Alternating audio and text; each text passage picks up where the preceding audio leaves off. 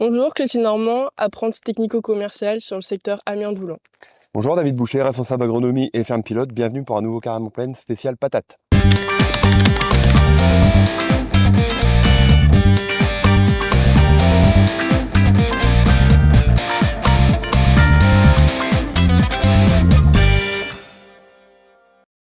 Avant de causer pommes de terre, comme toujours, un petit point céréales.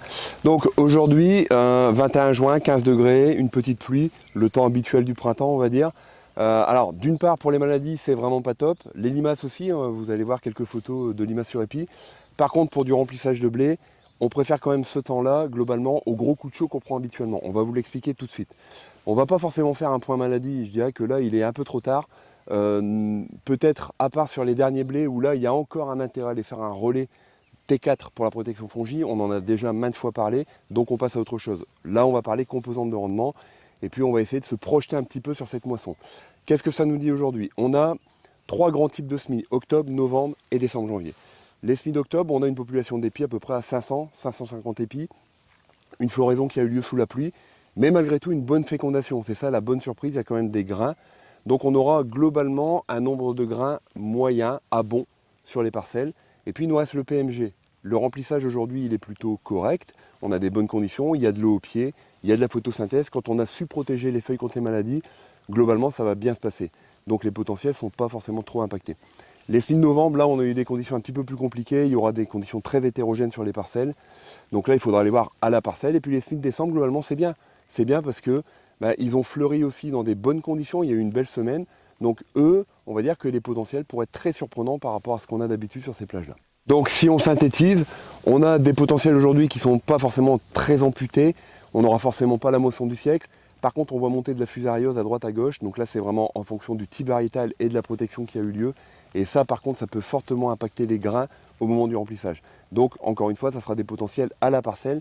Mais globalement, c'est quand même pas la catastrophe dont tout le monde parle aujourd'hui en plaine. Et puis je dirais à la limite, tout ce qu'on vient de dire là, ça sert pas à grand chose. Les dés sont jetés, la moisson va arriver, on va l'attendre, et puis c'est sur la bascule qu'on saura vraiment si on a bien fait ou pas.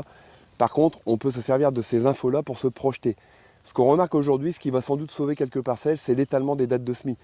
Cette année, on a semé globalement d'octobre à février. Ce qui fait que tous les blés n'ont pas connu les mêmes conditions. Il y a quand même eu entre deux averses, des petites journées de soleil. Et donc pour l'an prochain, il faut vraiment l'avoir en tête, on ne sème pas tout la même semaine et on évite de tout semer sur la première semaine d'octobre parce qu'on s'est fait peur cette année. Ça sera important parce qu'il y a d'une part le désherbage à gérer et puis il y a quand même au niveau des potentiels de blé cette année, ce qui va nous rattraper fortement, c'est le fait d'avoir étalé les semis. Autre chose, ce qu'on voit actuellement, c'est des énormes populations de limaces. Vous allez le voir ici à l'écran. Ça veut dire qu'elles ont fait un gros potentiel d'œufs au sol. Donc dès qu'on va pouvoir cet été, il faudra déchaumer au soleil pour détruire le plus de stocks d'œufs possible et repartir sur des bases à peu près correctes. Donc on se retrouve aujourd'hui à la Haussois, donc dans la Somme, sur une parcelle de limon argileux. Il y a eu un précédent blé et une interculture à base de facélie, vesse, avoine et moutarde. On est sur une variété fontaine qui a été implantée le 3 mai à 38 000 pieds hectares. D'un point de vue fertile, l'agriculteur est venu à l'automne avec un compost à base de fientes de poule à 6 tonnes hectares. Il est revenu ensuite au printemps avec 500 kg d'AMO 27 et 500 kg de 0,12-31. D'un point de vue désherbage, il y a eu un désherbage à base d'aclonifène, de métribuzine, de prosulfocarbe et de clomazone. Ainsi, la parcelle était propre, donc nous avons décidé de ne pas faire de rattrapage. D'un point de vue stade des pommes de terre, on est au stade crochet et début tubérisation. Avec l'énorme pression qu'on a cette année de mildiou, notre agriculteur est déjà environ à 4 passages de fongicides. Alors niveau fongicide, Clotilde vient de vous l'expliquer, on est sur une année record en mildiou. Il faut remonter à 2007 pour avoir une pression si importante et encore, on est en train de dépasser la pression de 2007. Et vu le temps qui est annoncé dans les jours prochains, ça va vraiment pas s'arranger puisque même si on reprend de la chaleur en début de semaine, d'après ce qu'ils annoncent, ça repart tout de suite en orage. Donc l'humidité va rester. C'est une maladie qui a besoin d'humidité sur les feuillages. Moralité, on n'est pas sorti de l'auberge. Donc ici, ce qui a été fait sur les 4 fongies, c'est des passages à base de cymoxanil, qui est aujourd'hui la seule molécule avec effet rétroactif, associée à différentes autres molécules comme le propamocarbe. Et puis, dès hier, on a commencé les passages à base d'oxatiapiproline. Donc ça, c'est vraiment la molécule phare aujourd'hui sur un programme fongie qu'on va placer ici en croissance active, on est en plein dedans, qui permet une protection accrue de la culture. Mais attention, toujours avec un partenaire pour éviter les problèmes de résistance. Et j'insiste vraiment là-dessus. Actuellement dans la plaine, il faut le dire, il commence à faire des choses un petit peu risquées. puisqu'on va mettre des molécules solo. Il ne faut surtout pas, on a une pression aujourd'hui qui est énorme. Forcément, plus il y a de champignons, plus il y a potentiellement de mutants résistants dans la population. Donc si on commence à mettre des molécules solo, on risque d'avoir ce qui s'est passé avec le fluazinam il y a quelques années, ce qui se passe avec la mandipropamide depuis 2 ans au niveau du Benelux, et ce qui pourrait arriver sur l'oxatiapiproline si on continue à l'utiliser seul. Donc c'est très important, on continue à mettre les molécules associées. Autre chose, aujourd'hui on ne se pose pas de questions.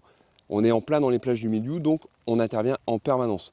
Maintenant, le reste de la campagne, on peut espérer que les conditions vont s'améliorer.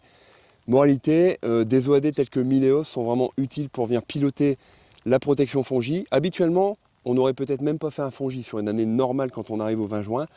Donc on peut peut-être récupérer quelques passages en fin de campagne si on s'appuie sur des OAD. Et puis dernière chose, une année à milieu, c'est souvent une année à patate. Donc on a des potentiels de rendement qui sont là, il est important de les protéger. Donc de la même façon qu'on fait des programmes fongi qui soient, on va dire, costauds, il faut aussi préserver l'alimentation de la pomme de terre. Donc ici, ça a été anticipé en fertilisation. Aujourd'hui, il pleut, c'est bien, mais on est sur une parcelle non irriguée. Il nous reste quand même encore 3 mois à tenir, minimum de croissance sur de la fontane. Ça veut dire qu'il va falloir assurer un grossissement des tubercules. On le voit, il y a une belle tubérisation, alors que fontane habituellement elle est un petit peu feignante quand même en tubérisation.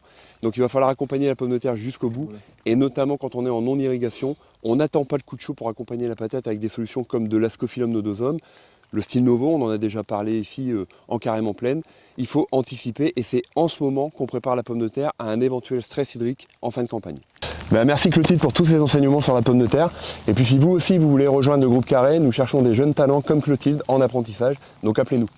On espère avoir répondu à toutes vos questions et n'hésitez pas à contacter votre technico Groupe Carré. Package delivered.